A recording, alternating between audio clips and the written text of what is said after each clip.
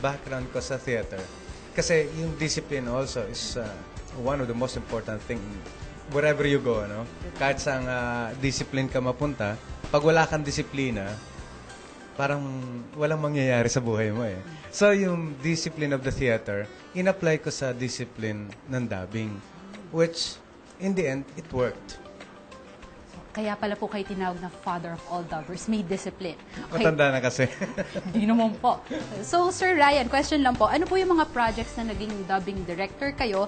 At saka ano na po yung mga nabosesan ninyo? Can you share po some of those? Actually, medyo marami na rin. Actually, Gundam Seed Destiny, Mega Man, Eureka 7, Transformers, Cybertron, Planet Capricorn, saka marami pang iba. Tsaka yung mga, actually yun din like ko. Tapos yung mga nabosesan ko naman, sa Impossible, si Ron Stoppable, si Mega Man, si Shine sa Akatsuki Chacha, hindi ko na alam yung iba yun, nakalimutan ko na. So, sobrang dami, nakalimutan na. Kaya magaling si Sir Ryan. So, kayo naman po, Sir Danny, what are the more memorable projects na nahawakan na po ninyo? Siyempre, ang first memorable project ko yung Poseidon. So, that's yung first directorial job ko. And then, the second one is Peter Pan, which I played the role of Smee. And at the same time, ako yung translator, ako din yung director nun. And of course, no offense meant, but I was the one who directed Meteor Garden. At the time, way back 2000-something. I forgot.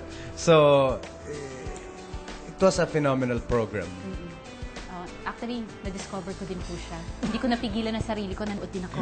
Talaga? Si Sir Ryan po, can you describe the role as a dubbing director? Mahirap po ba yun? Actually, mahirap siya kasi nasa iyo lahat ng responsibilities. Halimbawa, nagka-problema, ikaw ang kailangan humandle nun. Whereas kung dubber ka, syempre, mag-dub ka lang. Hindi ka tulad ng dubbing director na pagkatapos ng programa, isipin mo pa, baka yung pagkakamix hindi maganda. Tapos kung yun, magkakaroon ng butas, may mubura. Yun yung mga responsibilities. So, nakaka-stress po. Nakaka-stress din. Saka minsan, syempre, maghahabol ka sa oras. Yun. Okay. So, Sir Danny po, as a father of all dubbers, yes, and as a director, paano po ba kayo humawak ng cast? Mahirap po ba mag-handle ng casting? Okay, siguro Choi can testify how I handle people in my dubbing. I'm a monster. Siguro. Yeah. Okay. But it's because of the theater discipline that I have, siguro. So, medyo nadala ko yung discipline na how to discipline people in the dubbing industry. So, but I don't mean any harm to these people, but as you can see, lahat ng mga naging dubbers, lahat ng mga nagdaan sa akin bilang mga dubbers, they are now all dubbing directors. So, parang ako yung pinakamasaya siguro sa lahat ng mga dubbing director kasi all my dubbers before are now my peers. Kasi, so, parang nagtanim ako ng isang punla, tapos tumubo sila. Nagkaroon sila ng sarili nilang sanga, nagkaroon sila ng bulaklak, at nagkakaroon ulit sila ng panibagong binhi. Yung ganon. As a teacher, yung I used to teach anyway. Kaya naman pala po. So, Sir Ryan, do you see yourself retiring or changing careers? Changing careers? Siguro, pag wala ng project. Sana wag naman. Pero retiring, siguro, hindi. Tingin ko siguro pag matanda na ako, yung makapasalita. Siguro yun. Malayo pa mararating. So, sa inyo pong dalawa, can you give us some sample voices na ginamit niyo po? Yung mga nabosesan po ninyo? Ikaw muna. Actually, matagal na kasi yung mga nabosesan ko na sumikat eh. Dito kayo. Right now, may ginagawa akong isang telenovela. Ang title niya si Zorro. Opo. Ako yung pare doon, si Father Tomas. Which basically an old priest. Parang ano yung mga peste pare ng unang panahon? Ang tawag doon? Nung panahon ng Kastila. Bumagsak po yata ako sa Sila Padre Damaso, parang gano'n. Opo. So, yun. Tapos, siguro yung another voice is yung ginawa ko sa Peter Pan, which is si Smee. Pwede pong sample po, Sir Danny. Anong gusto mong sample ang gawin ko? Gusto mo ba akong kumanta ngayon? Patutulugin kita, hele. Yun, yung mga ganong klaseng boses. And then, basically, pag may mga incidental characters na gusto ko lang gawin, it's my normal voice, or I should say medyo konting bale. Kung gusto ko maging monster, okay din. Ay, kakatakot. Sir, ayun kayo po. Actually, kasi normal voice ko lang naman yung iba ron eh. Yung si Chacha, parang, Chacha! Ganun lang. Tapos si Shishine. Yun nga, Shishine yun. Tapos sa Kim Possible, lagi sinasabi doon, Katie! May problema! Ganun lang. Tapos, si Ryu, sa Gatchaman, yung, Ken, may problema tayo ngayon! Anong gagawin natin? Ganun lang. Actually, siya yung kumawag kay Ron Stoppable. At dun sa na yun, actually, hindi naman ako yung pumili. It was yung Walt Disney ang nag-approve ng boses niya. Wow. So, of all people, I was so surprised. And actually, dapat meron pa tayong isang kasama dito. Silang dalawa kasama sa Kim Possible at the time. Silang dalawa talaga yung top na nirecommend ng Walt Disney. Si Benji Durango at saka si Ryan. So, there's one characteristic in common in these two people. Bulol. Ay! So, kung kayo bulol, wag kayo magiging madi-discourage kasi may kalalabasan yung pagkabulol ninyo. Yun. So, lastly po, meron po ba tayong maibibigay na advice sa mga youth na gusto pong maging dubbers o gustong pumasok sa industriya po natin? Magsikap lang kayo. Kung nakapasok kayo dito, magsikap kayo. Tsaka practice. Practice makes perfect. Sir Danny. Siguro ang masasabi ko yung mga naghahangad o mga nag-aambisyon na pumasok sa dubbing. Kinakailangan siguro bigyan natin ng talagang concentration yung kung ano yung gusto natin gawin. Don't take it for granted because ang tingin ko dito, nung sinimulan ko ito at nung naging dubbing director na ako, hindi ito basta-basta gawain. Na sa tingin nga ng iba, racket lang. Pero sabi ko, ito ay isang sining na gawain. So parang... Sorry po, commercial break na po. Okay. Sorry. Go. Okay. So, sabi ko, isang sining ito na kinakailangan natin itong bigyan ng halaga. So, dapat lang na wag itong yung santabi lang o basta-basta na lang, dapat bigyan halaga ang dubbing. Okay. So, thank you po, Sir Danny and Sir Ryan. Okay. Maraming salamat po at pinaunlakan niyo po kami. So, to our viewers, thank you very much for watching. And so, may advice po ako. So, listen closely and listen by heart. So, this is Frances and this is Voti TV. We'll be right back.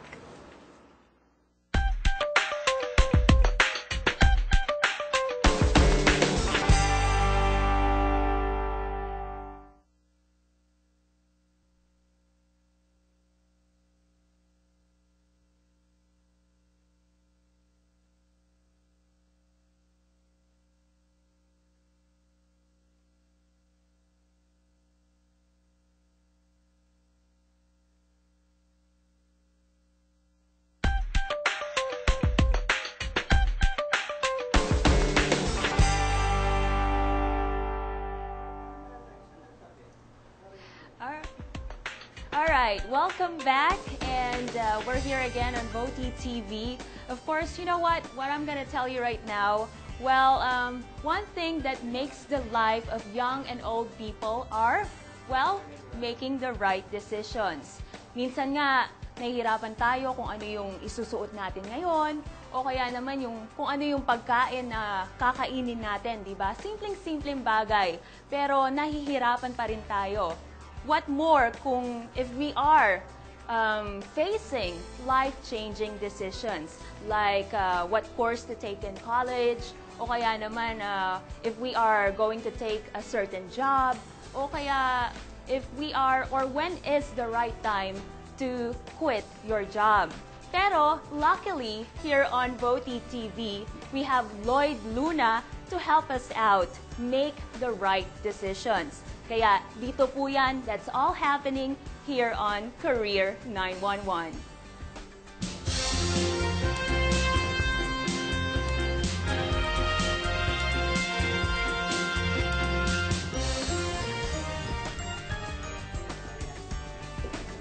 Thank you, Marian. Magandang hapon, Pilipinas. Isang maulang hapon po sa ating lahat. Ako si Big Lloyd Luna, dito sa VOTY TV Career 911.